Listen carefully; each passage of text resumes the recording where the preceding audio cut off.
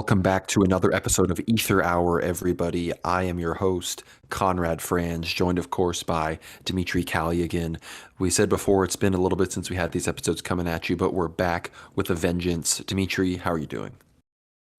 Doing great, Conrad, and happy to be here again to discuss, on another occasion, some of the commanders, at least, of the Novorossiya rebellion or unionist movement who stood up against Ukraine since 2014 and who have continued on, or at least their legacy has continued on into this special military operation. We'll be discussing their histories, some of the impact of their words, as well as possible controversial statements, and just some of the key figures responsible for what we see occurring today in the Ukrainian theater of war. I think there's a lot to discuss. Obviously, a great episode, and definitely one of our favorites to research for, and one of the subject matters which we are personally passionate about, and one which we have been following for close to a decade now. No, if you haven't been able to tell already, you're going to want to watch the last episode, episode 6 of Aether Hour, where we discussed, the early Donbass figures and the heroes there, specifically Givi, Motorola, and Strelkov. So if you had this one, it's good by itself, but I really recommend listening to that one, both in its entirety and checking out on our YouTube channel the 19-minute video that has a lot of footage of these guys on it that goes with our voiceovers and our narration. So be sure to check that out, episode 6 of Aether Hour on the World War Now Substack. So catch up, get caught up so that you're prepared for the sequel, which is this. But with all that being said, I think we want to start it all off talking about none other than Alexei Mozgovoy. Dmitry, if you want to let the people know who that is and what he was all about. Well, Alexei Mozgovoy, perhaps well known as the Kombrig or the senior sergeant, the leader of the Ghost or Prizbrak in Russian as it's called, but we call it the Ghost Battalion or the Ghost Brigade. Essentially one of the militia groups which has arisen in eastern Ukraine or the Donbass region after the Maidan rebellion.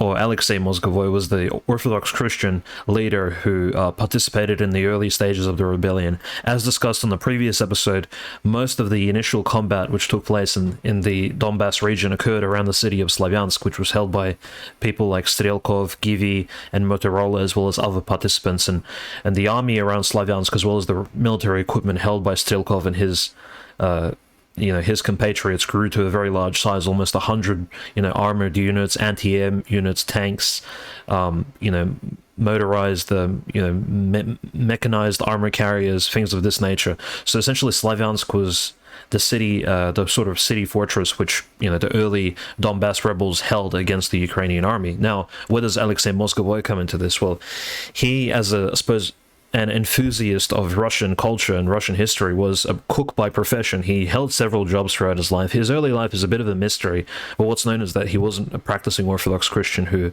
arrived in Ukraine a few months before the beginning of the Maidan revolt in 2013, and quickly he gathered close to 11 compatriots. At least these comrades of his all had veteran Ukrainian military experience, so they were former Ukrainian police officers, members of the army. All of them were Ukrainian, none of them were Russian, and they came from the Lugansk area, so what is today known as the Lugansk People's Republic, which is just north of Donetsk.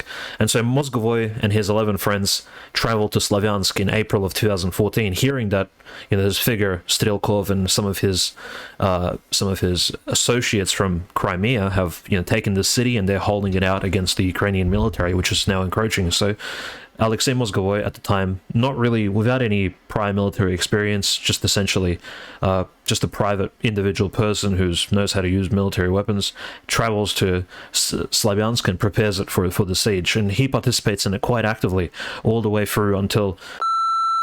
Hello, listener. Thank you for tuning into the 3 segment of the Aether Hour episode. To access the full unfiltered premium audio, you can subscribe to worldwarnow.substack.com.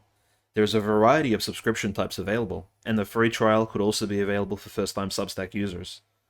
At World War Now, we appreciate your support, and we strive to provide the most unique, interesting, as well as relevant and uncensored content. Thank you for listening.